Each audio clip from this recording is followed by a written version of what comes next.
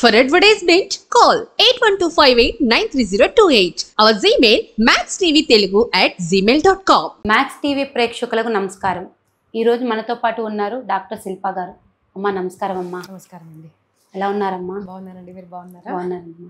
అమ్మ ఈరోజు మొత్తం మీకోసం తెలుసుకోవాలని అనుకుంటున్నాం. మాకు తెలుసు, మా ప్రేక్షకులకి తెలియదు కదా. అంటే ఆవిడ కోసం ఏం తెలుసుకోవాలని వాళ్ళు అనుకోవచ్చు. ఎవరైతే ఒక స్పిరిచువల్లోకి వచ్చిన వాళ్ళ కోసం తెలుసుకోవడం అనేది ఇంపార్టెంట్. పూజ చేయడం అనేది వేరు, మైథాలజీ మొత్తం తెలుసుకుని ఒక స్పిరిచువల్లోకి రావడం అనేది వేరు. అంటే అందులో నీలవైపోవడం అనమాట, మొత్తం అందులో మునిగిపోవడం. అలా మీరు ఎక్కడ పుట్టారు, ఏంటి, అసలు ఇలా అవ్వడానికి కారణం ఏంటి? నేను యాక్చువల్లీ పుట్టింది మహారాష్ట్రలో అండి. నేను మహారాష్ట్రియన్ బ్రాహ్మణ్ ఫ్యామిలీ నుంచి వస్తాను. నాన్నగారు జాల్నా అని ఔరంగాబాద్ సైడ్ అక్కడ చిన్న పల్లెటూరులో నాన్నగారు చెందుతారు. అమ్మ పరళి వైద్యనాథ్, అంటే పరల్యాం వైద్యనాథ్ అన్న జ్యోతిర్లింగం ఏదైతే ఉందో మహారాష్ట్రలో, అమ్మ అక్కడికి చెందుతారు. సో నేను పుట్టింది అమ్మమ్మ దగ్గర పరళి వైద్యనాథ్లో పుట్టాను. ఓకే.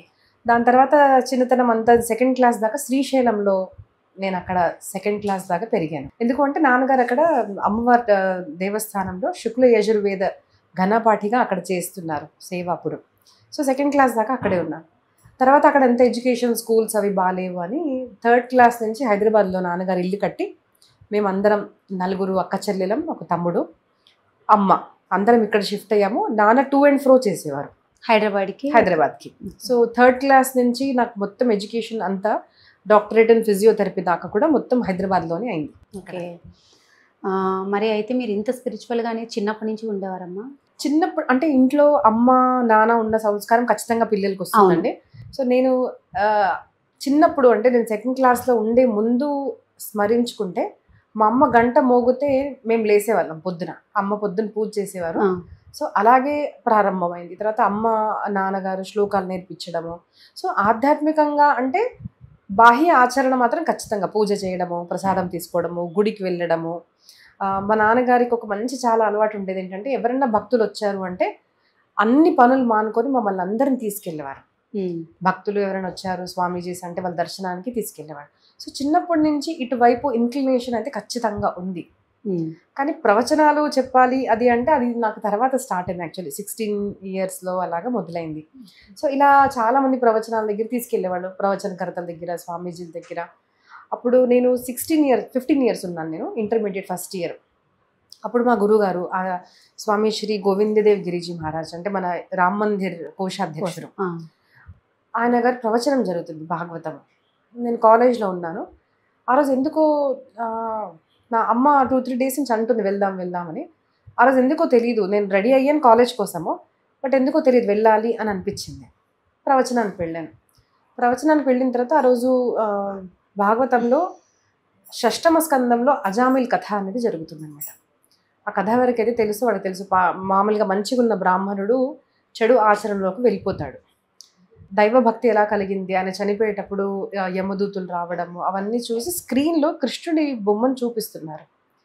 అది చూసి ఆ కథ వినంగానే, భాగవతం వినంగానే, నేను ఎవరినైతే వెతుకుతున్నానో, నాకు ఏదైతే కావాలో అది తిను అంటే కృష్ణుడు అని ఎందుకు అనిపించి నేను కీర్తనం చేసుకుంటూ కళ్ళు తిరిగిపోయి పడిపోయాను అక్కడ.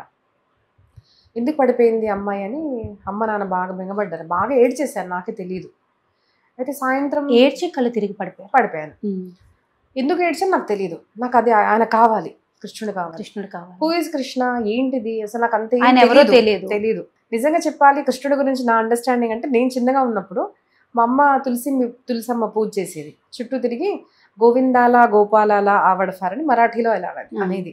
సో నేను గోవిందుడికి గోపాలుడికి ఇష్టమైన అమ్మ అని అనేది. నాకు ఎలా అనిపించింది అంటే, Govinda is different from Gopala అంటే అంత కూడా తెలియదు, కానీ భక్తి అంటే ఆయన వేరు ఈయన వేరు, ఇద్దరిని తలుచుకుంటున్నాం. పూజ చేసే వాళ్ళము ఇంట్లో ఉంది, కానీ ప్రాపర్ ఫిలాసఫీ అండర్స్టాండింగ్ అన్నది నాకు అప్పటికి కూడా తెలియదు. అలా పడిపోతే సాయంత్రం తీసుకెళ్లారు నాన్నగారు. మా గురుగారు చూసి, ఎందుకు ఏడ్చావు నాన్న అంటే, తెలియదు గురుగారు, నాకు కృష్ణుడు కావాలి అనిపించింది అన్నాను. ఏం చేస్తున్నావు అన్నారు. నేను మెడిసిన్కి ప్రిపేర్ అవుతున్నాను అంటే, మెడిసిన్ చెయ్యకు అన్నారు. నువ్వు అంటే మెడిసిన్ వాజ్ నాట్ బ్యాడ్, నేను అది తప్పనట్లేదు, ప్రతి మనిషికి ఏదో ఒకటి ఉంటుందండి చేయకూడదు అనేసి. మా గురుగారు మెడిసిన్ చెయ్యకు, లా చెయ్యకు, జ్యోతిషం చెయ్యకు అన్నారు. మరి ఏం చేయాలి గురుగారు అన్నారు. అంటే నేను చిన్నప్పటి నుంచి డాక్టర్ అవ్వాలని కలగన్నాను. అలాంటిది ఏకంగా చెయ్యకు అంటే ఇంకా నెక్స్ట్ ఏంటిది అనే క్వశ్చన్ వచ్చింది. అనగానే ఇంగ్లీష్లో నువ్వు ప్రవచనాలు చెప్పాలి అని అన్నారు. చెప్పాలి అనగానే సరే గురుగారు ఇంగ్లీష్లో చెప్పాలి అన్నారు. అప్పుడు ఇంకా నాకు ఎంత పిచ్చి కలిగిందంటే, నేను ఎప్పుడు చదువుకున్న అమ్మాయిని ఎప్పుడు బుక్స్ నా చుట్టూ, I'm very good book reader అన్నమాట, ఎప్పుడు చదువుకుంటూ ఉండేదాన్ని. అలాంటిది నా సైన్స్ బుక్స్ ఎప్పుడు పక్కన పడిపోయి నేను ఇంట్లో వెళ్ళి మా ఇంట్లో కింద డొంగరీజీ మహారాజ్ క్యాసెట్స్ ఉండేవి, పైన సినిమా క్యాసెట్స్ ఉండేవి. ఎప్పుడు పాటలు వినేవాళ్ళము, డాన్స్ చేసేదాన్ని, నేను బాగా చిన్నప్పటి నుంచి చేస్తాను. అలాంటిది మీకు ఒక సంఘటన చెప్తాను. చిన్న బాక్స్ ఉండేది, పైన క్యాసెట్స్ ఉండేవి, సినిమా క్యాసెట్స్ పాటలన్నీ, కిందేమో డొంగరేజ్ మహారాజ్ ప్రవచన్స్. అవన్నీ అస్తావ్యస్తంగా పడి ఉండేవి, పైన మాత్రం నీట్గా పెట్టుకునే వాళ్ళం. ఎందుకంటే ఈసారి పాట తీయాలంటే యాక్టివ్గా ఉండేదాన్ని. మా నాన్నగారు ఎప్పుడు అనేవారు, అది ఎట్లా పడిపోయినాయి చూడు, కింద పాడు చేస్తున్నారు అనేసి.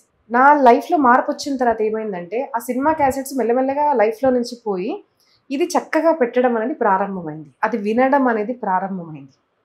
సో అంత మార్పు వచ్చింది. ఈ సైన్స్ బుక్స్ పక్కన వెళ్ళిపోయి actual science, the science of philosophy of life, అంటే కృష్ణుడు, రాముడు, నేను ఎందుకు పెట్టాను, అసలు నేను ఎవరు, దేవుడు అంటే ఎవరు, అక్కడి నుంచి నా అన్వేషణ అనేది ప్రారంభమై నా రూమ్ నిండా ఆ బుక్స్ ఎప్పుడూ నిండిపోయా నాకే అర్థం కాలేదు.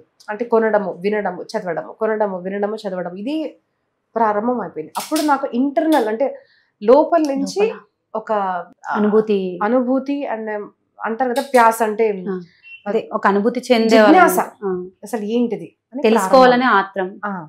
అలాగా గురుగారు చెప్పంగానే నాకు ప్రారంభమైంది అనమాట. అప్పుడు ఇంటర్మీడియట్ చదువుతున్నప్పుడు ఇంకా నాకు ఎంత పిచ్చెక్కిందంటే ఇంకా నేను అదే చేయాలి, డాక్టరేట్ అనేది పక్కన పెట్టేశాను. సో కాలేజ్లో కూడా నాకు తెలుసు, నాకు అందరు అనేవాళ్ళు డాక్టర్ ఎవరు అవుతారంటే నేను ఎప్పుడు చెయ్యెత్తేదాన్ని. బికాస్ నేను బుక్స్లో చదివాను, ఆ టైంలో చదివిన బుక్స్లో ఇస్కాన్ స్థాపకుల బుక్స్ కూడా చదివేదాన్ని. శ్రీల ప్రభుపాద గారు అనేవారు, ద రియల్ డాక్టర్ ఈజ్ ఒక ఫిలాసఫర్. ఎందుకు అంటే మామూలుగా బయట మనం చూస్తున్న డాక్టర్స్ శరీరానికి మాత్రమే మీకు మెడిసిన్ ఇవ్వగలుగుతారు. బట్ మనము మనసు, శరీరము, ఆత్మకు ఒక ప్రాపర్ మెడిసిన్ అండ్ ఒక ఆధ్యాత్మిక ఉన్నతి, మన జీవితాన్ని మార్చేసే శక్తి ఇచ్చేది ఒక గురువు, ఫిలాసఫర్కి.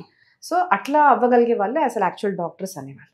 సో అది నాకు తెలుసు, నేను డాక్టర్ అవ్వబోతున్నానండి. సో ఆ టైంలో మా శ్రీనివాస్ సార్ ఉండేవారు, zoology, he used to think she is over confident అనుకునేవాళ్ళు. బట్ ఐ హ్యాడ్ క్లారిటీ, నాకు తెలుసు నేను ప్రవచనకర్తగా అవ్వబోతున్నాను. కానీ నేను వాళ్ళకి చెప్పలేదు ఎవరికి. కాలేజ్లో బాగా అదే చదివేదాన్ని, నేను ఇలాగే అవ్వబోతున్నాను.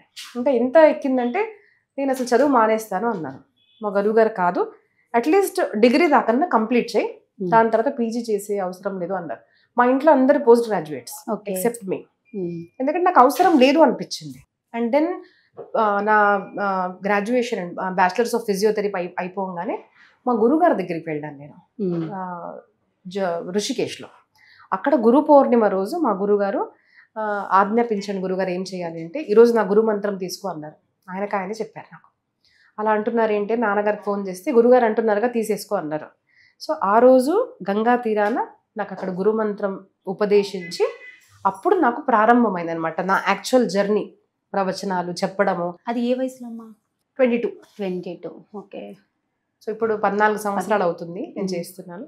సో 22లో అప్పుడు నేను అసలు భాగవతం చేతిలో పట్టుకొని నేను ఎలా చదవాలి, ఎలా చెప్పాలి అనేది నేను ప్రారంభించాను. వివాహం చేసుకోలేదమ్మా? చేసుకోలేదండి, నా జీవితం అంతా ఇదే చేయాలి అని అంకితం. అంటే గురుమంత్రం తీసుకోవడం వల్ల వివాహం చేసుకోలేదా? నా పర్సనల్ డెసిషన్ అండి. అంటే నాన్నగారు అమ్మ ఉండేది ఫస్ట్, కానీ నేను లేదు నేను ఇదే చేస్తాను అని అనేసరికి ఇంట్లో వాళ్ళు యాక్సెప్ట్ చేశారు. అమ్మ కొంచెం ఇబ్బంది పెట్టారు స్టార్టింగ్, బట్ తర్వాత అందరూ ఒప్పుకున్నారు. That was my decision actually, ఇలాగే ఉండాలి, ఇదే చేయాలి అనేసి. అంటే మ్యారేజ్ చేసుకుని ఇలాంటివి చేసుకోకూడదు అంటారా? చేసుకోవచ్చు, బట్ నాకు అలా కలిగింది, నేను చేశాను. ఓకే. అంటే మీ మనసు కనిపించడం వల్ల మీరు? నేను అలా అనుకున్నాను. నన్ను ఎవరిని అడిగితే చేసుకుంటే దీంట్లో ఏం వ్యతిరేకమైంది, ఒక ఎక్స్పీరియన్స్తో నేను చెప్తున్నాను. చేసుకున్న తర్వాత మాత్రం ఏ ఇబ్బందులు ఉండవు, మనకు నిష్ఠ ఉంది అంటే చేసుకోవచ్చు మనము. కానీ ఇలాగా ఉండడం వల్ల ఒకటి ప్రాఫిట్ ఏముంటుందంటే, ఒక సైనికుడు అనుకోండి, భార్య పిల్లలు అందరూ ఉన్నారు అంటే ఒక పోలీస్ ఆఫీసర్ అని ఒక భయం ఉంటుంది, భయపడాలి. వాళ్ళు ఏం చేస్తారు, ఇప్పుడు నాకు ఏం భయం లేదు, ఎవరు ఏం చేసినా కూడా ఏం చేస్తారు ఫైనల్లీ, అంటే దీనికి నేను ప్రాణం కూడా ఇవ్వగలుగుతాను. మన కోసం బాధపడే వాళ్ళంటే కార్చితే కన్నీళ్ళు కార్చుతారు తప్ప గానీ అమ్మో తిని వెళ్ళిపోయింది మా జీవితం ఏంటి అనుకునే వాళ్ళు అయితే మాత్రం మన వెనక ఎవరు ఉండరు పెళ్లి చేసుకోవడం. సో ఎవరి గురించి బెంగపడకుండా నేను ధైర్యంగా మన సనాతన ధర్మం దేనికైతే నేను అంకితం చేసుకున్నానో. కొంతమంది భయపడుతుంటారు కాంట్రవర్షియల్గా క్వశ్చన్స్ చెప్పాలన్నా అడగాలన్నా. నేనంటాను నో, మన సనాతన ధర్మంలో ఉన్నది స్పష్టంగా చెప్పడానికి నేను రెడీ ఉన్నాను. లైక్ ఒక ఆర్మీ ఆఫీసర్ లాగా ఐఎమ్ రెడీ. వినేవాళ్ళు వినగలుగుతారా, అడిగే వాళ్ళు అడగగలుగుతారా అని మీరు చూసుకోవాలి, కానీ నేను రెడీ ఉన్నాను. సో అంతగా అంకితం అయిన జీవితం అన్నమాట. ఓకే, అయితే మరి సనాతన ధర్మం అనే టాపిక్ మీరే ఎత్తారు, నేను అడగకముందు మీరే ఎత్తారు. మరి సనాతన ధర్మానికి హిందూ ధర్మానికి తేడా ఏంటమ్మా? రెండు ఒకటేనా? యాక్చువల్లీ హిందూ అన్న వర్డ్ మన పురాణాల్లో, అంటే మన ధర్మం అంటే వేదాస్ నుంచి వస్తుంది. సో వేదాల్లో ఉన్నదే మనకు పురాణాల్లో కథారూపంలో చెప్పబడింది. సో అక్కడెక్కడ కూడా హిందూ అనేది లేదు. ఎప్పుడైతే మన దేశం మీద ఆక్రమణ జరిగిందో, వేరే వాళ్ళు వచ్చారో, ఇండస్ రివర్ అనేది అయితే ఉందో, హిందూ నది తీరాన ఉన్న వాళ్ళను అపభ్రంశంగా హిందూస్ అన్నది అయిపోయింది. ఆ నది తీరాన ఉన్నవాళ్ళు ఈ సాంప్రదాయానికి అంటే వాళ్ళకి తెలియదు కదా ఎవరికి సనాతన ధర్మం అంటే ఏంటో. ఈ చెందిన వాళ్ళు హిందువులు, Hindustan, the place is Hindustan ఇట్లాగా అయిపోయింది. బట్ యాక్చువల్ వర్డ్ అయితే వేదిక్ సిస్టమ్ని ఫాలో చేసే వాళ్ళు ఎవరైతే ఉన్నారో వాళ్ళు సనాతన ధర్మము. తర్వాత ధర్మం గురించి కూడా చెప్పాలనుకున్నాను. ధర్మం అంటే చాలా మందికి రిలీజియన్ అనిపిస్తుంది, మతము అనిపిస్తుంది. అంటే మీ ధర్మం ఏంటిది అని మామూలుగా ధర్మం అన్న వర్డ్ యూజ్ చేస్తే మేము హిందువులం, మేము ముస్లిమ్స్, మేము క్రిస్టియన్స్, మేము జైన్స్ అనుకుంటారు. కానీ యాక్చువల్ నిజమైన ధర్మం ధారయతే ధర్మ అంటే ఒక మనిషిని, ఒక సోల్ని, ఒక ఆత్మస్వరూపాన్ని తన ఉద్ధరించడానికి ఏదైతే జ్ఞానం మనకు చెప్పబడిందో దాన్ని సనాతన ధర్మము. సనాతనము అంటే ఏంటిది? ఎప్పటి నుంచి వచ్చిందో తెలియదు, దానికి అంతం లేదు. అనంతమైన ధర్మం ఏదైతే ఉందో అది సనాతన ధర్మము. అంటే ఏది చేస్తే మీ జీవితాన్ని మీరు ఉద్ధరించగలుగుతారో ప్రతి జీవాత్మ, అది సనాతన ధర్మము అని చెప్పబడింది. So it is not a మత, ఇట్ ఇస్ రిలీజన్ కాదు. అంటే ధర్మానికి మతానికి సంబంధం లేదు. సో హిందూ అన్నది ఒక చిన్న వర్డ్. ఇప్పుడు దాన్ని ఇంకా పొలిటిసైజ్ ఎక్కువగా చేసేసారు. కానీ యాక్చువల్లీ మనం అందరం వేదాన్ని ఫాలో చేస్తాము, వేదిక్ సిస్టమ్ ఫాలో చేస్తాము, పురాణాల జీవితం అలా బతుకుతున్నాము అంటే మీరు సనాతన ధర్మీయులు అని తెలుసుకోవాలి. అంటే ఇప్పుడు హిందువులు అంటే ఓన్లీ క్రిస్టియన్స్, ముస్లిమ్స్ కాకుండా మనం అంటే హిందువులు మాత్రమే వస్తారా, లేకపోతే హిందువులు అంటే అందరూ వస్తారా? యాక్చువల్లీ హిందూస్ అలా చూస్తే కూడా ఇప్పుడు సరే లెట్ us రెస్పెక్ట్, ఇప్పుడు అందరూ ఆ వర్డ్ యూజ్ చేస్తున్నారు కాబట్టి సనాతన ధర్మీయులు మీరు హిందూ అంటున్నారు కదా, అలా పరంగా మనం చూస్తే మనం సనాతన ధర్మీయులు మనం మొదట తెలుసుకోవాలి. అలాగా మనం హిందూస్ అనుకోండి. సో హిందూస్ సనాతని అనేసరికి దాంట్లో జైన్స్ కూడా వస్తారు. యాక్చువల్లీ ఓకే, జైన్స్ వస్తారు, సిఖ్స్ వస్తారు. వీళ్ళందరూ అంటే వేదాలని ఎవరైతే నమ్మి వేదాల్లో ఒక్క భాగమన్నా పాటించే వాళ్ళు ఎవరైతే ఉంటారో దాన్ని హిందువులు అంటారు. వేదానికి వ్యతిరేకంగా ఎవరైతే ఉంటారో ఆ పంథాలు వేరే. వేదం అని అన్నారు కదా, మరి వేదం అంటే ఏంటి? వేదము అంటే అది ఎవరు రాయలేదండి, అవి దేవుడు శ్వాస నుంచి బయటకు వచ్చింది వేదం. It is law. ఇప్పుడు మన కాన్స్టిట్యూషన్ ఇప్పుడు ఎలా ఉంది, డాక్టర్ అంబేద్కర్ గారు రాశారు ఏది చేయాలి, ఏది చేయకూడదు, ఇది చేస్తే ఇది మంచిది, ఇది చేయకుంటే ఈ పనిష్మెంట్ దొరుకుతుంది, ఇలా రాశారో అలాగా మనం సృష్టిని ఎప్పుడైతే దేవుడు రచించాడో దానికి ఒక నియమాలు ఉండాలి కదండి. ఒక మీరు స్త్రీ, ఒక పురుషులు ఒక సృష్టిలో ఉన్నారు, పొద్దున రాత్రి సాయంత్రం ఇవన్నీ ఉన్నాయంటే శరీర ధర్మము, సమాజ ధర్మము ఇవన్నీ ఉంటుంది. మరి దాంట్లో ఎలా బతకాలి, ఏది చేయాలి, ఏది చేయకూడదు, ఏది చేస్తే ఒక మనిషి, ఒక జీవాత్మ ఉద్ధరింపబడతాడు. మనకు పుట్టడం చావు ఇవన్నీ ఉంటుంది. దీంట్లో నుంచి నువ్వు బయటికి ఎలా పడాలి, ఇవన్నీ చెప్పేది మనకు సనాతన ధర్మము. సో మన సనాతన ధర్మము వేదము అంటే ఈజ్ ఈక్వల్ టు లా, మన భాషలో చెప్పాలి అంటే. ఓకే, అది సనాతన ధర్మం. అది చెప్పినవి పాటించడము, ఉన్నవి పాటించడము. వేదాస్ రాయబడలేదు, అది దేవుడు ప్రశ్వాస నుంచి బయటకు వచ్చాయి. అందుకే మన దగ్గర వేదాస్ ఇప్పుడు మన పుస్తకాలు వస్తున్నాయి, కానీ ఇవి స్మృతి గ్రంథాలు. అంటే పూర్వం నుంచి ఋషుల నుంచి మన బ్రాహ్మణ్స్ నేర్చుకున్నారు. అది మన వచ్చే తరానికి కూడా వాళ్ళు నోటుతో చెప్పి వాళ్ళు కంఠస్థం చేసి బుద్ధిలో పెట్టుకునేవి, కానీ నోట్స్ ఉండేది కాదు. అది వేదాలు అనమాట. శృతి అంటారు దాన్ని, విని నేర్చుకున్నబడేవి, దాన్ని వేదాలు. మీరు ఇప్పుడు ఈ సనాతన ధర్మం గురించి చెప్పారు, హిందూ ధర్మం గురించి చెప్పారు, వేదం గురించి చెప్పారు, మరి ఇన్ని చెప్తున్నారు కదా, మరి ఇంతమంది ప్రవచనకర్తలు వస్తున్నారు అంటే నేను ఎవరిని ఇది చేయాలని కాదు, ఎవరికి వాళ్ళు ఉన్నారు, ఇంతమంది ప్రవచనకర్తలు వస్తున్నారు. ఇప్పుడు ఎలా అయిపోయిందంటే ఈ ఎవరైతే ఉన్నారో నాస్తికులు అనేవాళ్ళు ఎక్కువైపోయారు. మరి ప్రచారం ఇంతలా జరిగినప్పుడు నాస్తికులు ఎందుకు ఎక్కువైపోతున్నారు? ఒకప్పుడు లేని నాస్తికులు ఇప్పుడు ఎందుకు ఎక్కువైపోతున్నారు? నేను మహారాష్ట్రలో ఒకసారి ప్రవచనం చెప్తున్నానండి. అక్కడ ఒకసారి చాలామంది మీడియా వాళ్ళు వచ్చారు నా దగ్గర. సో మీడియా వాళ్ళు అనగానే ఇంకా మైక్స్, కెమెరా అవన్నీ క్వశ్చన్స్ అడుగుతున్నారు. అమ్మ మీరు ఇన్ని ప్రవచనాలు చెప్తారు కదా, మరి అప్పటికి పాపాలు పెరుగుతున్నాయి, ఇలా పెరుగుతుంది అన్నారు. వేరే వాళ్ళ మీద పాయింట్అవుట్ చేయడం ఇస్ వెరీ ఈజీ. ఒక చూపిస్తాను, ఒకటి నేను చూపిస్తున్నానంటే 4 నా వైపు ఉన్నాయి. ఇప్పుడు ప్రవచనకర్తల కన్నా చాలా ఒక మనిషి లైఫ్ మీద ఎఫెక్ట్ చూపించేది అంటే మీడియా. టీవీ కానివ్వండి, టీవీ ఉన్నప్పుడు ఇప్పుడు యూట్యూబ్ వచ్చింది కాబట్టి మనకు యూట్యూబ్ ఛానల్స్ అంటే మీడియా. సో మేము చెప్పేది చెప్తున్నాము, భక్తులు చేసే పనులు చేస్తున్నారు. ఆ భక్తులు ఉన్న సంఖ్య ఎంత ఉంది చూడండి, మీడియా ఉన్న సంఖ్య ఎంత ఉంది. ఆ మీడియాలో చెప్పబడే, లేదంటే మన న్యూస్ పేపర్ కూడా కానివ్వండి, అది కూడా మీడియా కిందే వస్తుంది. సో దాంట్లో ధర్మబద్ధంగా బతికే వాళ్ళ జీవితం గురించి, this is my question to media, మీరు ఎంతగా ఫోకస్ చేసి చూపిస్తున్నారు? నేను అప్పుడు అడిగిన క్వశ్చన్. అప్పుడు యూట్యూబ్ లేదు. ఓకే.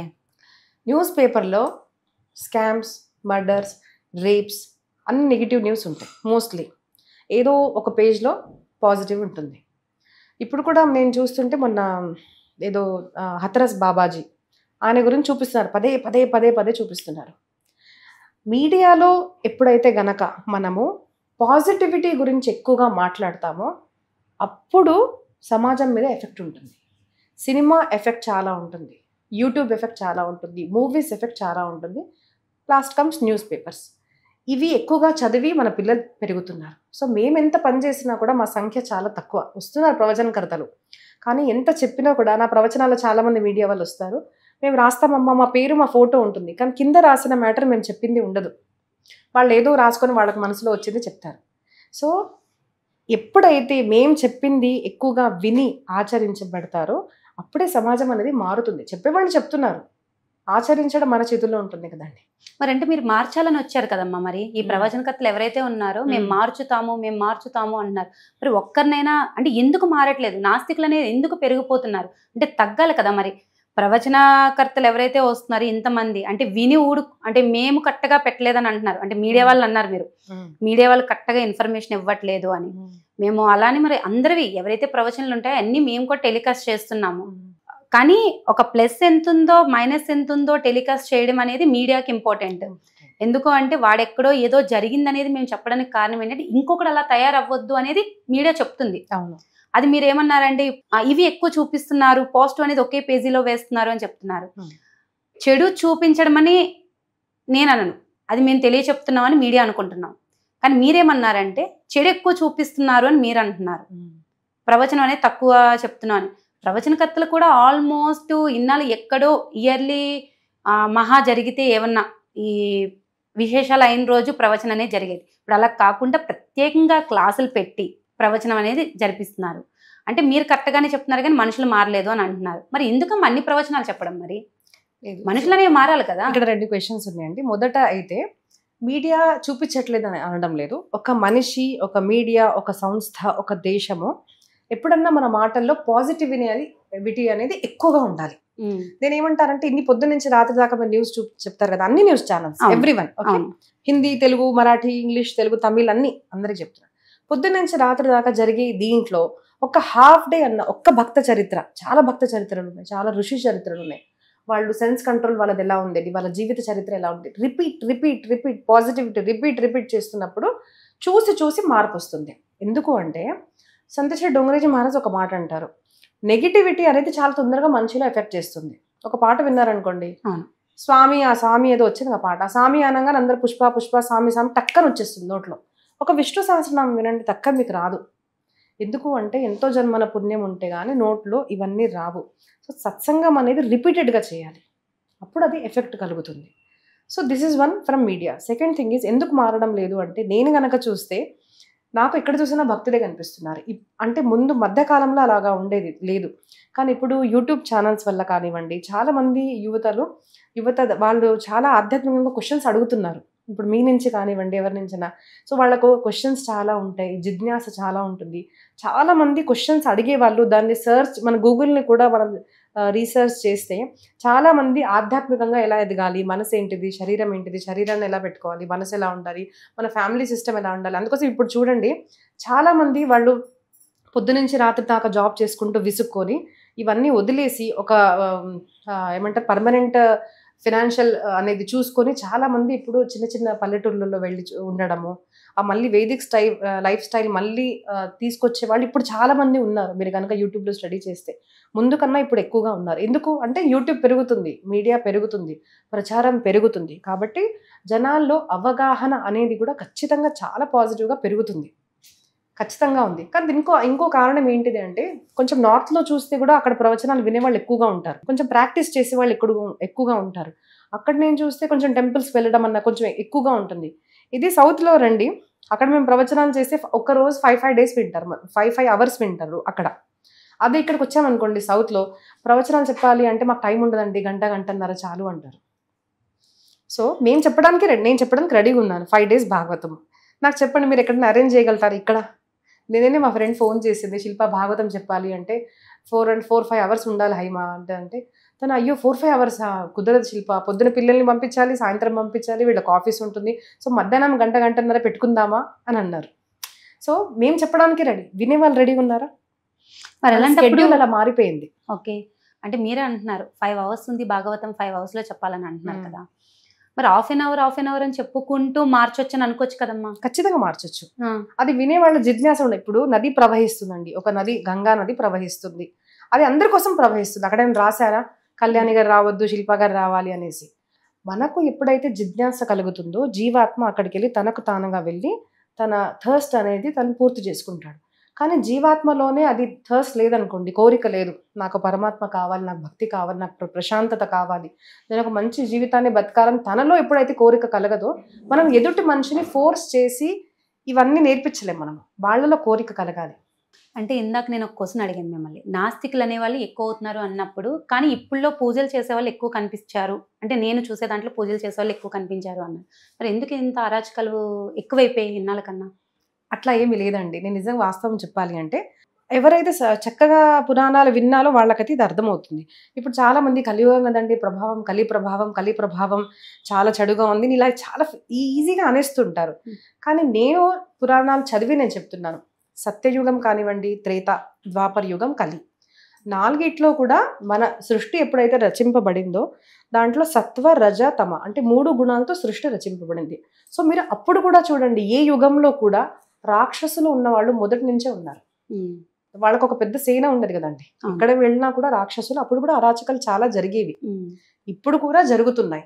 కానీ ఆ సృష్టి రచన ఎలా ఉంది అంటే సత్యయుగం కన్నా త్రేతాలో ఎక్కువగా ఉంటుంది, త్రేతా కన్నా ద్వాపరంలో ఎక్కువగా ఉంటుంది, ద్వాపరంలో కూడా కలియుగంలో అసుర ప్రవృత్తి ఉన్న జనాలు ఎక్కువగా ఉంటారు అని కలి ప్రభావం. కానీ సత్వం కూడా తగ్గదు, అది పెరుగుతుంది యుగ ప్రభావానికి, కానీ ఇది కూడా తగ్గదు. కానీ ఇప్పుడే అసురులు ఎక్కువగా ఉన్నారు, నాస్తికులు ఎక్కువగా ఉన్నారు, అప్పుడు లేరు అన్నది కాదు. ఎప్పుడు సృష్టి ఎప్పుడైతే ఉందో అప్పుడు దొంగలు, చెడు వృత్తి చేసేవాళ్ళు, రాక్షసులు ఇవి ముందు నుంచే ఉన్నారు, ఇప్పుడు కూడా ఉన్నారు. కానీ కలి ప్రభావం కొంచెం సంఖ్యలో ఎక్కువగా కనిపిస్తారు, అది యుగ ప్రభావం. ఓకే, అంటే అరాచకాలు కూడా ఎక్కువ జరుగుతున్నాయి అనేది ఒక క్వశ్చన్ మార్క్ అనమాట. పూజలు ఎక్కువయ్యే కొద్ది, అంటే పూజని మరి తెలిసి చేస్తున్నారా, తెలియక చేస్తున్నారా? పూజలు అయితే అందరూ చేస్తున్నారు, మారుతున్నారా అని అంటున్నారు. కానీ అరాచకాలు కూడా ఎన్నైతే పూజలు అవుతున్నాయి, అరాచకాలు కూడా అన్నీ పెరిగిపోతున్నాయి. మరి ఎలా మృగాల్లో ఎలా తయారయ్యారంటే, ఆడవాళ్ళని చూస్తే ఒక థాట్ తప్ప వేరే థాట్ రావట్లేదు, ఆడది అనేసరికి ఒక థాటే వస్తుంది. ఎందుకు మరి అవన్నీ ఎక్కువ అవుతున్నాయి? ఖచ్చితంగా దానికి కారణము ఎక్కడైతే ఎక్కువగా ఉంది, ఎవరైతే మారాలి అనుకుంటున్నారో వాళ్ళు, ఇప్పుడు వాళ్ళ కోసం చెప్పబడింది మనకు భాగవతం అండి. ఈ భాగవతం ఎప్పుడు రాయబడింది? ద్వాపర యుగ అంతంలో, అంటే సత్యయుగం మొదట, దాని తర్వాత త్రేత అంటే రాముడు అవతారం వచ్చింది, దాని తర్వాత ద్వాపర యుగం, కృష్ణుడు అవతారం అంతం అవుతుంది అనగానే అప్పుడు మనకు శ్రీమద్ భాగవతం రాయబడింది అనమాట. ఎందుకు రాయబడింది? అప్పుడు ఎందుకు రాశారు? బికాస్ ఋషి మునులకు తెలుసు ఇప్పుడు వచ్చే యుగం ఏదైతే ఉందో అప్పుడు ఈజీ నాలెడ్జ్ ఇస్ రిక్వైర్డ్. అప్పుడు ఎలా ఉండేది? మన పురాణాల్లో మీరు చూస్తే నైమిషేయుని సూతమాసీన అభివాద్య మహామతిం అని దేంట్లోనూ నైమిషేయులు వస్తుంది చూడండి, నైమిషారణ్యము మన నార్త్లో వస్తున్నది. అక్కడ చూస్తే ఎన్నో సహస్ర దినాల పర్యంతంగా, సహస్ర వర్షాలు అంటే thousands of years దాకా ఎంతో మంది ఋషిమునులు అక్కడ వెళ్ళి అంటే టైం అంతా కేటాయించి అక్కడ సత్సంగం చేసేవాళ్ళు. ఇప్పుడు మనకు టైం ఉందా? లేదు, టైం లేదు, తక్కువ టైం ఉంది. సో శ్రీమద్ భాగవతం ప్రారంభంలో వస్తుందన్నమాట. మంద సుమంద మతయో మంద భాగ్య హ్యుపద్రుతాహ అని, ఇది పద్మపురాణ అంతర్గత దాంట్లో ఒక శ్లోకం ఉంటుంది. కలియుగంలో జీవుడు మంద బుద్ధివాడు, మొత్తం వినండి ఓకే, మంద బుద్ధివాడు, మంద్య భాగ్యుడు. ఎందుకు ఒకరు అనొచ్చు నన్ను, అదేంటిదమ్మా ఇప్పుడైతే బాగా చదువుకుంటున్నాం 21st సెంచరీలో, మేము ఇంత నేను next చదువుకున్న question అదే వాళ్ళని అడుగుదాం మీరు అనుకున్నాను. మందభాగ్యులు అంటున్నారు ఏంటి ఆ. అంటారు. మన ఋషిమణుల భాష వేరేగా ఉంటుంది. ఇప్పుడు మనం ఏం చేస్తున్నాం అంటే అందరు పెళ్లి చేసుకుంటారు, పిల్లలు కనడంలో అందరు సూపర్ ఉన్నారు, పెళ్లి చేసుకోవడంలో సూపర్ ఉన్నారు, బాగా అర్థం ఎలా అంటే కామము అర్థము దాంట్లో అందరు సూపర్గా ఉన్నారు. వాట్ అబౌట్ ధర్మ అండ్ మోక్ష? ఇవి ఎవరికి తెలియదు. ఎంత ఆలోచిస్తున్నాం మనం దాన్ని.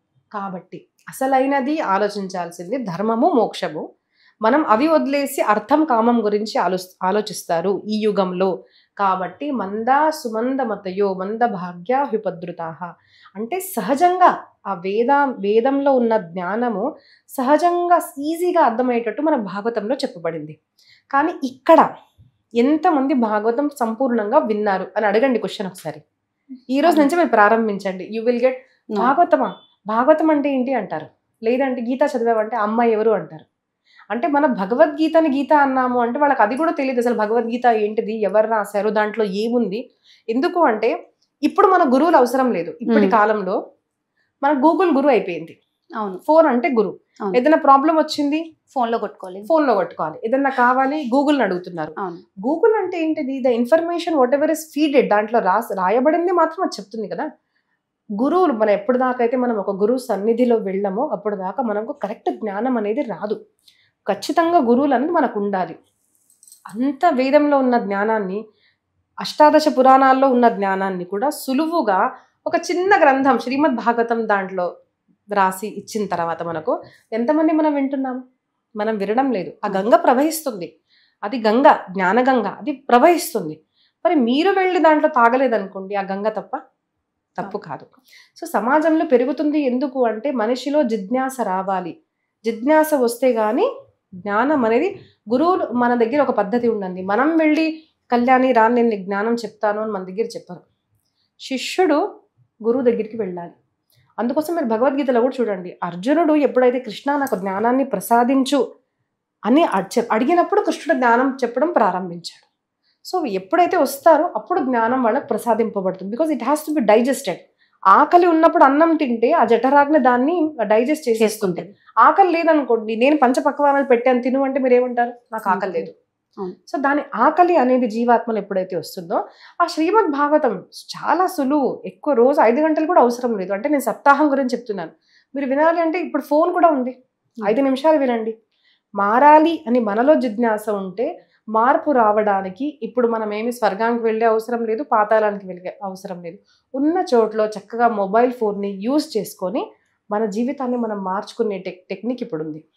సో మనలో జిజ్ఞాస లేదు. మరి పూజలు పెరిగాయని చెప్పారు కదా, పూజలు పెరుగుతున్నాయి. మరి పూజలు పెరుగుతున్నాయి అంటున్నారు, మళ్ళీ మీదే వెళ్ళలేదు అని అంటున్నారు. ఎస్, ఖచ్చితంగా.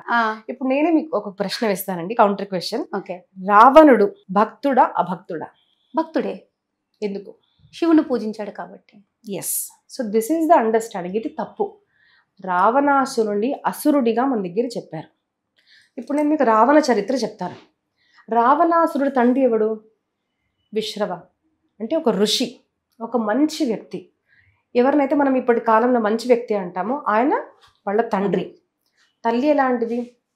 రాక్షసి, కైకసి. అంటే మన భాషలో ఇప్పుడు చెప్పాలి అంటే చెడ్డది, చెడు ప్రవృత్తి ఉన్న మనిషి తల్లి, మంచి ప్రవృత్తి ఉన్నవాడు తండ్రి. వాళ్ళకు 3 సంతానాలు కలిగారు, అబ్బాయిలు. ఒక అమ్మాయి కూడా శూర్పణఖ. రావణాసురుడు, కుంభకర్ణుడు, విభీషణుడు. ఒకటే తల్లిదండ్రులకు కలిగిన 3 సంతానం ఎలా ఉన్నారు? 3 క్యారెక్టర్స్. ఒకడు రావణాసురుడు, 2 ఇద్దరు కలిపి, అంటే తమోగుణం ఉంది, రజోగుణం ఉంది. విభీషణుడు సాత్వికుడు. ఇప్పుడు రావణాసురుడు పూజ చేసేవాడు, రోజు శివుడికి పూజ చేసేవాడు, అంతవరకు మనకు తెలుసు. అది హాఫ్ నాలెడ్జ్ ఉండడం వల్లే ఇప్పుడు ఎంతో మంది జయ రావణ అని ఘోషణ చేసేవాడు మనం చూస్తున్నాం. జయ శ్రీరామ్ అనండి అంటే నోనో మేము జయ రావణ అంటాము. రాముడు కన్నా రావణుడు గొప్పాడు అనేది కూడా ప్రచారణ అయిపోయింది, ప్రచారం చేస్తున్నారు. ఆయన హీరో అంటున్నారు. ఆయన మీద వచ్చిన సినిమాలు నాకు తెలిసి రాముడి మీద కూడా అంత శ్రద్ధగా ఎవరు చూడలేదు. ఎందుకు? Because lack of improper understanding, లేదు అంటే హాఫ్ నాలెడ్జ్. సో ఇప్పుడు నేను మీకు రావణాసురుడి గురించి చెప్తే మీకు అర్థమైపోతుంది. అసలు మనకు రామాయణం వాల్మీకి రాసినప్పుడు వాల్మీకి రామాయణము రాముడు కథ కాదు, అది సీతమ్మ కథ. లేదు అంటే అది రావణాసురుడి కథ అని వాల్మీకి రామాయణంలో వాల్మీకి ఋషి మనకు చెప్పారు. ఎందుకు అంటే మనం సృష్టి గురించి తెలుసుకోవాలి అంటే మంచి కూడా తెలుసుకోవాలి, చెడు కూడా తెలుసుకోవాలి. సీతమ్మ తల్లి శక్తి స్వరూపిణి, ఆవిడ గురించి తెలుసుకోవాలి మనం. తర్వాత understand Ravana, who is Ravana. ఆయన అప్పుడు ఒక క్యారెక్టర్ ఉన్నాడు చనిపోయాడు అన్నది కాదు, ఇప్పుడు ఎంతో మంది రావణాసురుడిగా గల్లీ గల్లీలో తిరుగుతున్నారు. అంటే దానికి ఏం 10 తలలు ఉండే అవసరం లేదు, ఇలా నామం వేసుకున్నాడు ధోతి అట్లా ఏం కాదు. రావణాసురుడు అంటే ఒక వృత్తి. ఎలాంటి వృత్తి నేను చెప్తాను. పూజ చేస్తున్నాడు, ఆ శివుడిని పూజిస్తున్నాడు కదా, పూజ చేస్తున్నాడు కదా. పూజ చేసిన తర్వాత మనం ఏం చేస్తాము, దేవుడికి మన గురించి ఏదో మంచి మనం కోరుకుంటాం. అవును. రావణాసురుడి పూజ చేసిన తర్వాత ఏం అడిగాడు శివుడిని? పార్వతి అమ్మవారిని అడిగాడు. అవును. అది తెలుసా ఎంతమందికి తెలియదు, చాలా మందికి తెలియదు. పార్వతి అమ్మవారేమో స్వామి మనం ఒక చక్కటి ఇల్లు కట్టుకుందాము అంటే, అమ్మవారు కదా అర్ధాంగిరి ముచ్చటబడింది కదా అనేసి స్వామివారేమో సరే అనేసి విశ్వకర్మను పిలిచి చక్కగా ఇల్లు కట్టించారు. ఇల్లు కట్టించి మనం ఇంతే చక్కగా ఇల్లు కట్టాం కదా, మన దగ్గర సాంప్రదాయం పద్ధతి ప్రకారంగా మన దేవతా పూజ చేసి గృహప్రవేశం చేద్దాము అంటే మంచి పండితుడు కావాలి. అంటే కొంతమందికి ఉంటుంది కదా అన్ని క్వాలిటీ కావాలి. సో మంచి పండితుడు ఎవడు? ఎస్, హి వాజ్ పండిత. అంటే ఏంటిది? ఇప్పుడు చెప్పాలి అంటే ఎన్నో కెమెరామ్యాన్స్ తో మన cameraman maybe Pandit, maybe excellence in his experience and excellence in his field, కాబట్టి దాంట్లో పండితుడు అనొచ్చు. ఎంతో మంది ఇప్పుడు యాంకర్స్ ఉంటారు, దాంట్లో మీకు పాండిత్యం ఎన్నో రోజుల నుంచి మీరు ఎలా చేయాలి, ఎలా కూర్చోవాలి, ఎలా చేసి మీకు so there his excellence in one field. So తన పండితుడు, ఆ మంత్రాలు చదువుకున్నాడు, దాంట్లో ఎక్సలెంట్, విద్వానుడు అంటే నాలెడ్జ్, గుడ్ నాలెడ్జ్ ఉంది. That is only about knowledge, ఆచరణ వేరే. అంత నాలెడ్జ్ ఉంది. వెళ్ళాడు, ఆయన పిలిచారు, ప్రవేశం చేశారు, అంత చేశారు. దక్షిణ ఏం కావాలి మీకు అంటే, నాకు ఈ బంగ్లా నచ్చేసిందంటే నాకు ఇదే ఇచ్చేసేయండి అన్నారు. ఇది మనకు తెలుసా? చాలా మందికి తెలియదు. So half knowledge is very harmful. అలా అడిగిన రావణాసురుడిని మనం మంచివాడు అంటున్నాం. సెకండ్ ఏంటిది, పార్వతి అమ్మవారిని అడిగేశారు. శివుడు ఎక్కడ నన్ను ఇచ్చేస్తాడో అనేసి అమ్మవారు బాగా బెంగపడింది, కృష్ణుడు వచ్చాడు, అదంతా ఒక స్టోరీ. సో అలా మనోవృత్తి ఎలాంటిది, నేను ఏ స్వామి దగ్గర అంటే శివుడు, నేను ఎవరినైతే పూజిస్తున్నానో, నేను ఎవరి నుంచి అయితే శక్తి గ్రహిస్తున్నానో అలాంటి స్వామి వారి భార్య మీదనే నా చెడు కన్ను ఉన్న రావణాసురుడిని ఈ రోజు మనము జయ రావణ అంటున్నాము. అది ఎంతవరకు కరెక్ట్ అనేది నేను చెప్పను, మీరు చెప్పండి. కరెక్ట్ కాదు, పబ్లిక్ చెప్పాలి, తప్పకుండా తప్పే. మరి ఎందుకు ప్రచారంలోకి వచ్చింది చెప్తాను. తర్వాత రావణాసురుడు ఇంకేం చేశాడు, రావణాసురుడి దగ్గర ఉన్న భార్యలు ఎంతమందో తెలుసా? 80,000. ఎలా ఉన్నారు? అదే అందరినీ తీసుకొచ్చి వైదికంగా ఏం పెళ్లి చేసుకోలేదు. మనం మీ భాషలో చెప్పాలి అంటే, మీ ఇంటికి వచ్చాడు అనుకోండి, మీ చెల్లెలు కనిపించింది, బాగుంది, ఎత్తుకొని పద. ఇప్పుడు మాటల్లో ఎత్తుకొని పద, తనకి ఇష్టమా లేదా అన్నది కూడా అవసరం లేదు. వాళ్ళ ఇంటికి వెళ్ళారు, వాళ్ళ భార్య బాగుంది, వాళ్ళ తల్లి బాగుంది, ఎత్తుకొని పద. సో వాళ్ళకి పెళ్ళయిందా, పెళ్లి కాలేదా, నాగకన్యనా, యక్షకన్యనా, దేవత కన్యనా అన్నది కాదు. నాకు ఆడది నచ్చింది, తన్ని తీసుకొని వెళ్ళిపోదాం. పవర్. ఇప్పుడు భాషలో చెప్పాలి అంటే గుండాయిజం. ఇప్పుడు అంటే నేను మంత్రులు తప్పుగా తీసుకోవద్దు, కానీ ఇప్పుడు మంత్రి అట్లా ఉన్నారనుకోండి, బాగా పవర్ ఉంది, పక్కన ఉన్నారు, వచ్చి మా ఇంటికి వచ్చి మా చెల్లెల్ని తీసుకెళ్తే నేను ఏం చేయగలుగుతామో? ఏం చేయలేము. మనం ఇప్పటి కాలంలోనే పోరాడలేము. అలాంటిది అప్పటి కాలంలో ఆయన ఇష్టం వచ్చినట్టు పైకి వెళ్తాడు, కిందికి వస్తాడు, మాయావి, తీసుకెళ్ళు అంటే తీసుకెళ్ళేవాడు. అలాగా తన దగ్గర ఇంతమంది భార్యలు. సరే, ఇంతమంది భార్యలు ఉన్న సంతోషం ఉందా? లేదు. సీతమ్మ తల్లిని చూసి సీతమ్మ తల్లిని ముట్టుకోలేకపోయాడు. అప్పుడు ఆ పృథ్వీని తీసుకొని తన్ని కూర్చోబెట్టి తీసుకొచ్చి మనకు తెలుసు. సో ప్రతి ఆడవాళ్ళ మీద ఇలా కన్ను వేస్తున్న ఒక మనిషిని మీరు పూజించాలి అనుకుంటున్నారు, అది ఎంతవరకు రైట్ అనేది నా పబ్లిక్ కి క్వశ్చన్. అది మనం ఆలోచించాలి. మీకు ఎవరు ఇష్టము అన్నది మీ చాయిస్ ఉంటుంది, బికాజ్ ఇట్ ఈస్ చాయిస్. నాకు ఎరుపు ఇష్టం అంటే మీకు నలుపు ఇష్టం ఉండొచ్చు కదండి. సో నాకు రాముడు ఇష్టము, మీకు రావణాసురుడు ఇష్టము, అది మనోవృత్తి. సో అలా మీరు పూజిస్తున్నారు, జయరావణ అనాలి, ఆయన పూజలు చేసేవాడు విద్వానుడు అంటే నేను చెప్తాను, ఇప్పటి కాలంలో ఒక మంత్రి ఉన్నాడండి, ఎవరో ఒక మంత్రి విద్వానుడు అంటే చదువుకున్నాడు, maybe post graduation, doctor of literature, ఇంకేదేదో చేసేసాడు, మంత్రి విద్వానుడు, సేమ్ లైక్ రావణ. ఆయన ఎవరింటికి వెళ్తే వాళ్ళ ఆడవాళ్ళని తీసుకొస్తున్నాడు, వాడికి ఇట్లాగే ఎంతో మంది భార్యలు ఉన్నారు. అలాంటి మంత్రిని మనం పూజించాలా? Of course no, right? మనం చూస్ చేసుకునే మనకు ఇప్పుడు అధికారం ఉంది, అప్పుడు కూడా ఉండేది. కాబట్టి సృష్టిలో సత్వ రజ తమోగుణ ఇలాంటి జనాలు ఉంటారు చాలా మంది. కలియుగంలో ఎక్కువగా ఉన్నారు మూర్ఖులు.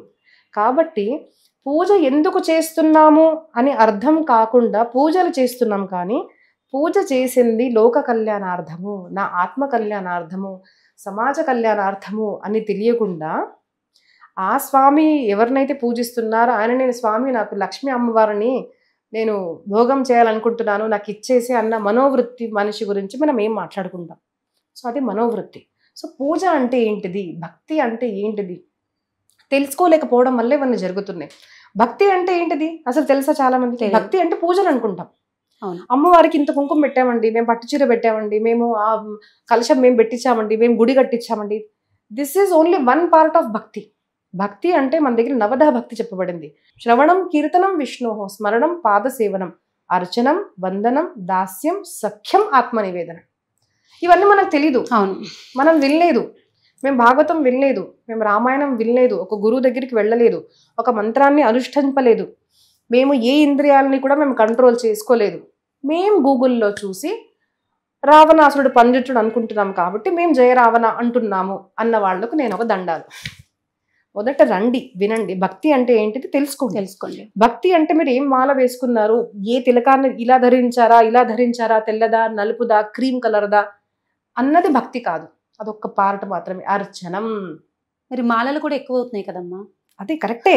If without proper understanding if you're doing, ఇప్పుడు యూట్యూబ్ ఛానల్స్ చాలా ఉన్నాయి, అవును, అందరూ ప్రాపర్ అండర్స్టాండింగ్ లేకుండా ఇప్పుడు లైట్ అండి, సింపుల్ థింగ్ ఈస్ లైట్ ఎక్కడ ఎలా వాడాలి, ఎంత వాడాలి, ఏ కలర్ లో ఉండాలి, పైన ఎంత ఉండాలి, కింద ఉండాలి, ఇవన్నీ దానికో ఒక టెక్నిక్ ఉంటుంది. అవును, దానికి ఒక స్టడీ ఉంటుంది. అవును, ఇట్లాంటివే మీరు టెక్నికల్ గా మీరు ఎన్నో సంవత్సరాలు నేర్చుకుంటున్నారు.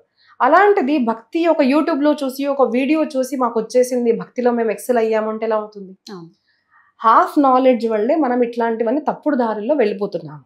ఎలాగంటే మాకు ఒక ప్రాపర్ గురువు వద్దు, సెల్ఫ్ గురువు లేదు అంటే మాకు గూగుల్ గురువు చాలు అనుకున్న వాళ్ళు ఇలాగే చేస్తారు కదా.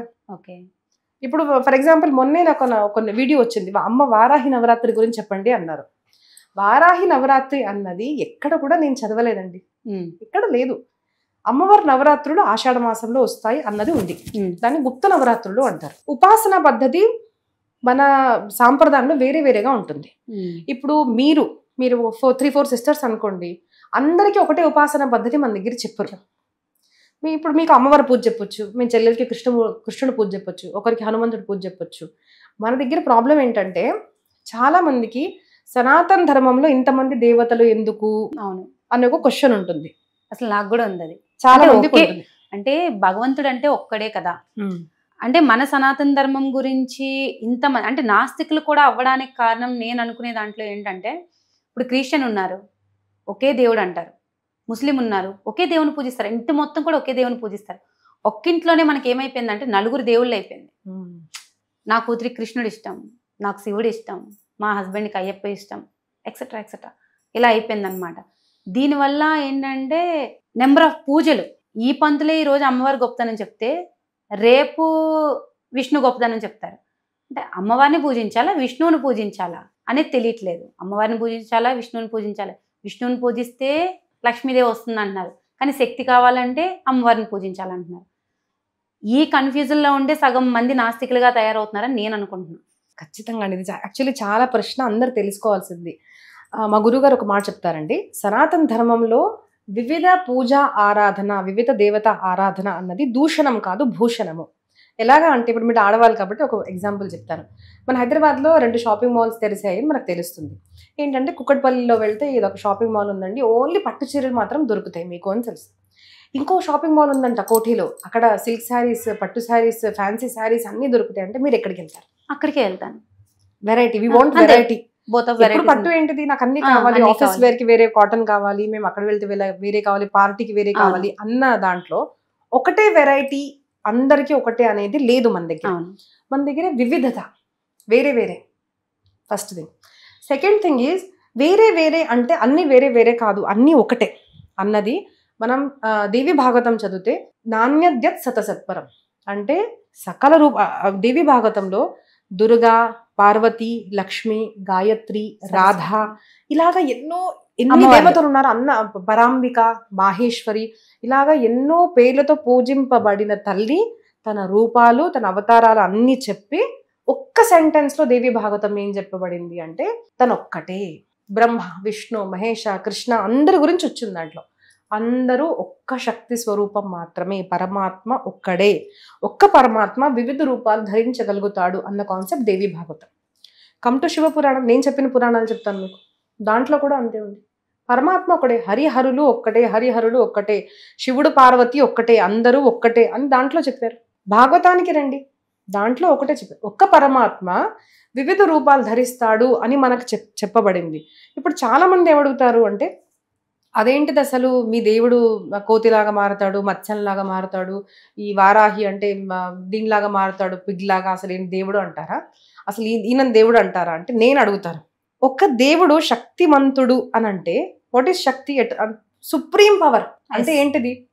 ఆయన చిన్నగా అవ్వగలగాలి, పెద్దగా అవ్వగలగాలి. ఆయన పురుష రూపాన్ని ధరించగలగాలి, స్త్రీ రూపాన్ని ధరించగలగాలి. ఆయన స్త్రీ పురుష మేక అర్ధనారీశ్వర రూపాన్ని ధరించగలగాలి, అప్పుడే ఆయన దేవుడు. ఆయన ఋషి రూపాన్ని ధరించగలగాలి, ఆయన కృష్ణుడి రూపాన్ని ధరించగలగాలి, రాముడి రూపాన్ని ధరించగలగాలి, వరాహ రూపాన్ని ధరించగలగాలి. సృష్టిని రక్షింపడానికి ఇది అవసరమా, okay I'm ready to take Matsya రూపం అనేసి వేదాల్ని I can take even that రూపం. అచ్చా, హిరణ్యాక్షుడు ఆయన ఏం చేశాడు తెలివిగా అంటే, చాలా మంది తెలివిని ఉపయోగిస్తాడు, దేవుడి దగ్గర మన తెలివి మనకు పనికిరాదు. మన హిరణ్యాక్షుడు, హిరణ్యకశిపుడు నన్ను ఎవరు చంపకూడదు, దేవుడు చంపకూడదు, దేవతలు చంపకూడదు, వీళ్ళు అన్నీ అడిగాడు. దేవుడు అన్నాడు అలాగా అంటే నరరూపం చంపకూడదని అడిగాడు కదా, నరుడు కాదు, సింహుడు కాదు, నరసింహ రూపాన్ని ధరించాడు. వరాహ రూపం కాదు, పురుష రూపం కాదు, వరాహస్వామి రూపంలో వచ్చి నేను చంపాను అంటే మన బుద్ధి, ఆయన హీస్ టెల్లింగ్ అస్, మన దేవుడు మనకేం చెప్తున్నాడు అంటే, నీ బుద్ధి నా దగ్గర పనికిరాదు, నీ పంచేంద్రియాల ద్వారా నన్ను తెలుసుకోవాలను ప్రయత్నించుకు, నీ పంచేంద్రియాలకు ఏదైతే అర్థం కాదో దానికి అతీతం నేను అంటే. మనకి ఇమాజిన్ చేయగలుగుతామా అండి దేవుడు అదేంటిది, నరసింహ రూపం ఏంటిది అని అనుకుంటాం. సో మన బుద్ధితో మనం ఎప్పుడు దేవుడిని ఆలోచించకూడదు, అర్థం కూడా కాదు. ఎందుకంటే ఈ ఇంద్రియాలకున్న శక్తి పరిమితమైనది. పరమాత్మ ఎవరు? అనంతుడు, అనంత శక్తి స్వరూపుడు. He can take any form. ఆయన ఆ రూపం తీసుకోలేడు అంటే మనం క్వశ్చన్ వేయాలి, మరి దేవుడు ఎట్లాంటి వాడు అయ్యా నువ్వు అని మనం అనాలి. కానీ అన్ని స్వరూపాలు ధరించగలిగే పరమాత్మ మన పరమాత్మ, సనాతన ధర్మం చెప్పబడే పరమాత్మ అంటే మీరు దాన్ని వ్యతిరేకిస్తారేంటి? అందుకోసం మీరు చూడండి, ఒక పంథీయులు మేము దీన్నే మేము పూజిస్తాము, మేము అసలు వాళ్ళ నమస్కారం చేయము అంటారు. అదే నన్ను అడిగితే being a cutter Sanatani also, నన్ను అల్లాని నమస్కారం చేయమంటే నేను చేస్తాను. మీరు ఏ దేవుడినన్నా తీసుకురండి, ఎందుకంటే నేను ఆయన ప్రేమలో ఎంత మునిగిపోయాను అంటే, నేను అల్లాని చూసినా నాకు కృష్ణుడే కనిపిస్తాడు, మిమ్మల్ని చూసినా నాకు కృష్ణుడే కనిపిస్తాడు, ఎవరిని చూసినా నాకు కృష్ణుడే కనిపిస్తాడు. That is the concept of సనాతన ధర్మ. కానీ నేను అట్లాంటి వాళ్ళు ఏమంటారంటే, మీ దృష్టి చాలా పరిమితం, మీరు ఒక్క రూపాన్ని చూస్తున్నారు, మీ ఇదే ఆత్మ అని చూస్తున్నారు. మేము అలా కాదు. చాలా బెస్ట్ ఎగ్జాంపుల్ ఇంకోటి చెప్పాలి దీనికి అంటే, ఒక ఇద్దరికి హార్ట్ ప్రాబ్లం వచ్చిందండి, లేదంటే లంగ్స్ ప్రాబ్లం, ఏదో ప్రాబ్లం వచ్చింది. యూ గో టు డాక్టర్, తనకి సేమ్ ప్రాబ్లం, మీకు సేమ్ ప్రాబ్లం. చూడంగానే సేమ్ మెడిసిన్స్ రాసే అమ్మ అని అంటే అదేంటిది అంటారు. అవును, ఇద్దరు వయస్సు తేడా ఉండొచ్చు, ఇద్దరి ప్రీ హిస్టరీ వేరే.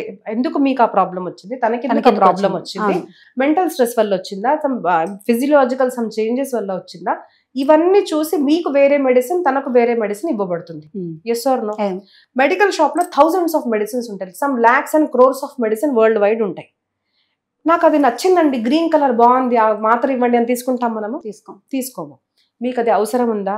ఎంత మాత్ర తీసుకోవాలి, హాఫ్ తీసుకోవాలా, ఫుల్ తీసుకోవాలా, 2 తీసుకోవాలా, అందరికీ మెడికేషన్ వేరేగా ఉంటుంది. సిమిలర్లీ ఇన్ అవర్ సనాతన ధర్మ, మన సనాతన ధర్మంలో మీ రాశి దీన్ని బట్టి ఈ స్వరూపాన్ని పూజించండి అని అంటారు, ఈ స్వరూపాన్ని పూజించండి అంటారు. ఇంతవరకే దేవుడు అని అనుకున్నది నీ బుద్ధి తక్కువ. ఈ అమ్మవారు మాత్రమే దేవుడు, హనుమంతుడు మాత్రమే దేవుడు, అది నువ్వు తప్పుగా అర్థం చేసుకుంటున్నావు. అందుకోసము గురువు అన్నవారు కావాలి. గురువు మనకు దృష్టిని ఇస్తాడండి. గురువు దృష్టి ఇస్తే మనకు సృష్టి అంటే ఏంటిది, పరమాత్మ అంటే ఏంటిది అని మనకు దృష్టి అర్థమవుతుంది. ఆ దృష్టి లేదు, అభ్యాసం లేదు అంటే, ఒక డాక్టర్ అవ్వాలంటేనే మీరు దాదాపు 28-30 years స్పెండ్ చేస్తే మీకు అప్పుడు ఒక డాక్టరేట్ డిగ్రీ వస్తుంది. అప్పటికి కూడా మీరు పర్ఫెక్షన్ కాదు. మనం వెళ్ళాలి అంటే మనం ఏమంటాము, గైనకాలజీలో ఎక్స్పీరియన్స్ ఉందా అంటే దాంట్లో స్పెషలిస్టా అని అడుగుతారు. చిన్న డాక్టరా, కొత్త డాక్టరా, వద్దండి మాకు ఎక్స్పీరియన్స్ డాక్టర్ కావాలి అంటారు. సో మీకు డిగ్రీ రావడానికి మీకు 28-30 years పడుతున్నప్పుడు, ఆధ్యాత్మిక క్షేత్రంలో ఒక బుక్ని తీసుకొని ఒక శ్లోకం చదివేసి, ఒక గూగుల్ చదివేసి నాకు వచ్చేసిద్ది, నేను అన్ని ఎక్సెల్ చేసేస్తారు, ఇదే అంట, ఇది సనాతన ధర్మం అంట అన్న అధికారం మీకు ఎవరిచ్చారు? Okay. You should have a guru, you should have a proper గురు.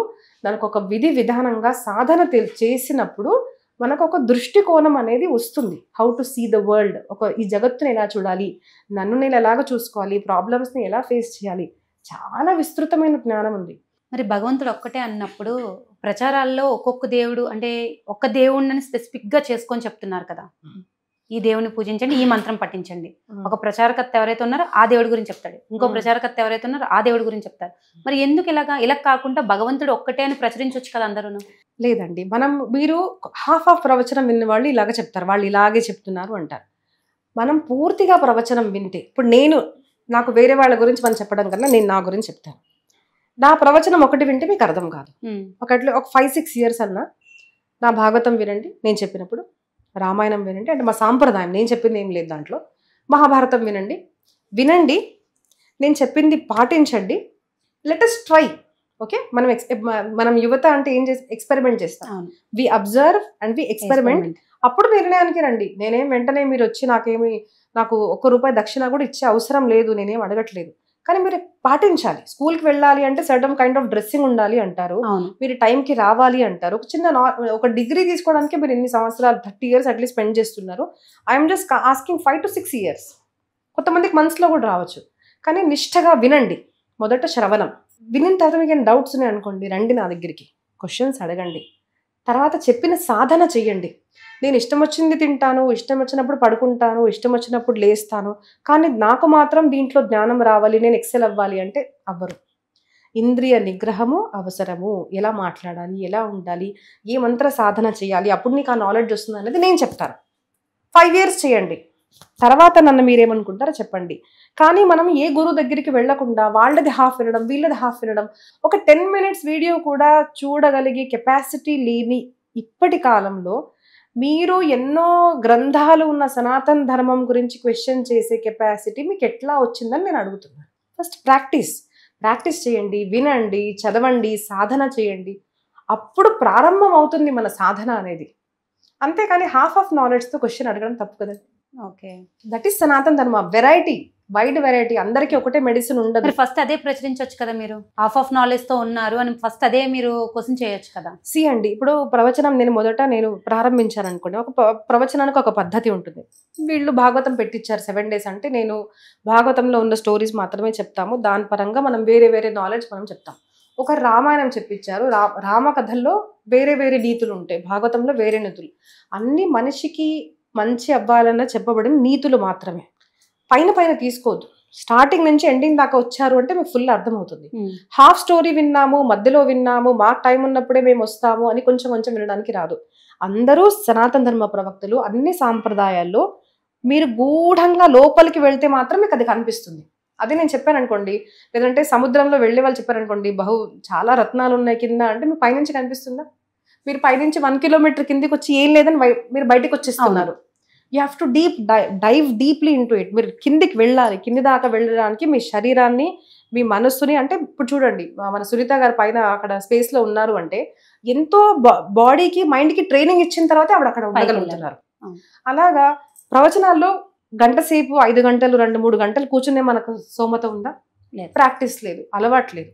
వినాలి, విన్నది అర్థం చేసుకోవాలి. ఇవన్నీ ప్రాక్టీస్ చేస్తున్నప్పుడు మనకు అర్థమవుతుంది. లేదు అంటే అన్ని సాంప్రదాయాల్లో చెప్పబడింది ఇదే అండి. వ్యాసుల వారు చెప్పిన గ్రంథాల్లో అన్ని మనము గనక దాన్ని మథిస్తే ఆ పాలు నుంచి పెరుగు నుంచి మజ్జిగనే వస్తుంది, దాంట్లో నుంచి వెన్నే వస్తుంది. మీరు ఆ వెన్న వచ్చేదాకా పేషెంట్లీ వినాలి. అప్పుడు ఖచ్చితంగా చెయ్యాలి. మనం వినము, హాఫ్ ఆఫ్ వింటాము, కొంచెం వింటాము.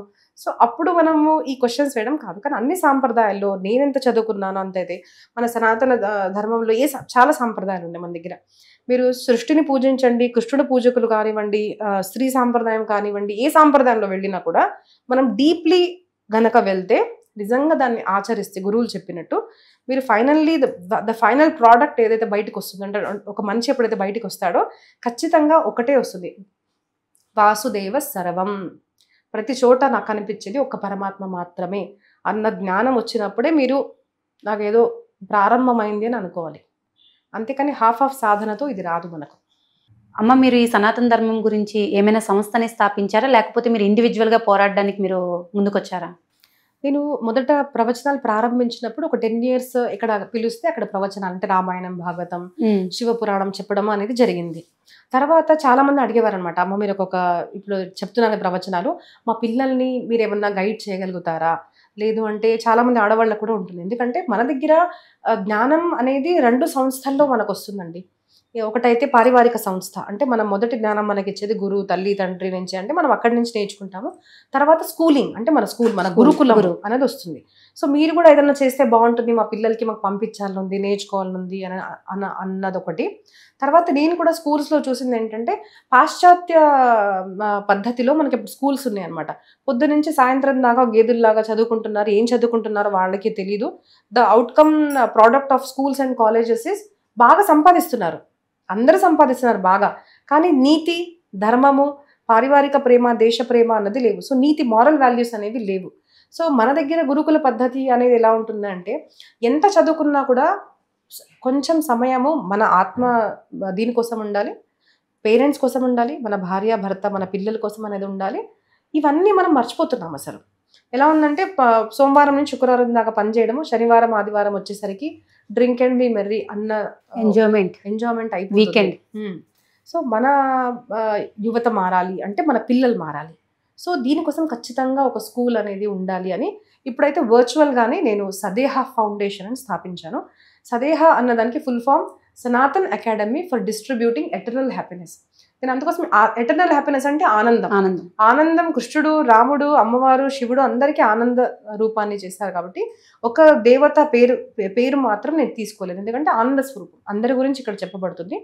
బేసికల్లీ నేను శంకరాచార్య సాంప్రదాయం కాబట్టి మేము పంచాయతన పూజలను బిలీవ్ చేస్తాము. మరి ఇవన్నీ మీకు ఎటర్నల్ హ్యాపీనెస్ ఎలా దొరుకుతుంది అంటే సనాతన ధర్మం గురించి మనకు ఒక స్పిరిచువల్ నాలెడ్జ్. ఎందుకంటే ఐ డోంట్ సే సనాతన ధర్మం ఇస్ హిందూ ధర్మ. మన దగ్గర సనాతన ధర్మం అంటే స్పిరిచువల్ నాలెడ్జ్. ఎవరికైతే జీవితంలో సంతోషం కావాలి, ఆనందం కావాలి, సక్సెస్ కావాలి, పారివారిక ప్రేమ కావాలి, ఇవన్నీ అనుకున్న వాళ్ళు ఖచ్చితంగా సనాతన ధర్మాన్ని ఆశ్రయిస్తే సమాజము, సృష్టి, పరివారము అన్నీ సంతోషంగా ఉంటాయి. కాబట్టి నా వెబ్సైట్ www.sadeha.orgలో మీకు కనిపిస్తుంది. దీంట్లో నేను చేసే రెండు మూడు పనులు ఉన్నాయండి. ఒకటైతే ప్రవచనాలు, ఎక్కడ ప్రవచనాలు పిలిచారు అంటే రామాయణం, భాగవతం, శివపురాణము, దేవి భాగవతము, ఇవన్నీ 4 భాషల్లో చెప్తాను నేను. హిందీ, మరాఠీ, తెలుగు అండ్ ఇంగ్లీష్ 4 భాషల్లో.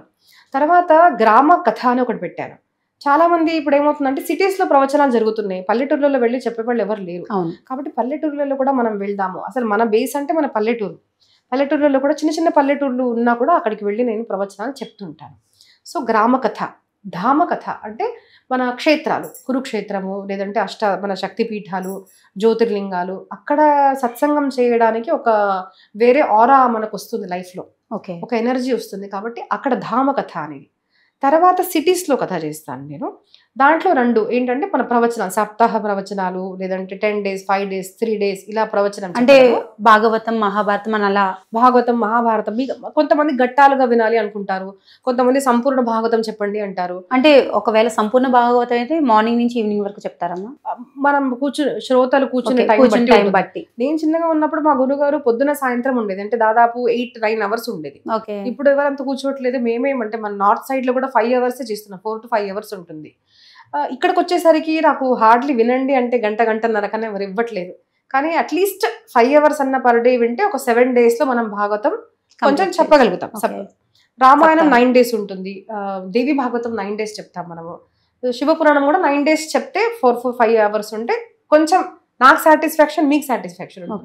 లేదు మాకు గట్టాలుగా కావాలి, ధ్రువ చరిత్ర చెప్పండి, మాకు విశ్వామిత్ర చరిత్ర చెప్పండి, ఇలాగా ప్రవచన పరంగా కూడా తీసుకుంటాను.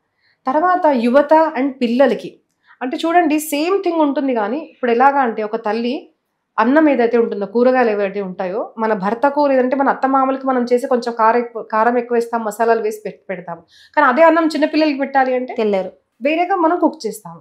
సో సేమ్ భాగవతం ఉన్నప్పటికీ కూడా కెపాసిటీ వేరేగా ఉండడం వల్ల చిన్న పిల్లలకి, యువతకి the same thing but in a different way, ఒక వేరే రకంగా వడ్డిస్తాం. ఏంటంటే మోటివేషనల్ స్పీకింగ్. ఆఫీసెస్లో కానివ్వండి, స్కూల్లో కానివ్వండి. దీంట్లో ఇప్పుడు నాకు ఒక క్వశ్చన్ ఏమడిగారంటే, అమ్మ మీరు ప్రవచనాలు చెప్తారా, మోటివేషనల్ స్పీకింగ్ చేస్తారా అన్నారు. చాలా మందికి రెండు వేరే అనిపిస్తాయి. రెండు ఒకటి. బట్ నిజంగా చూస్తే రియల్ మోటివేషన్ మనకు వచ్చేది శాస్త్రాల పురాణాల్లోనే వస్తుంది.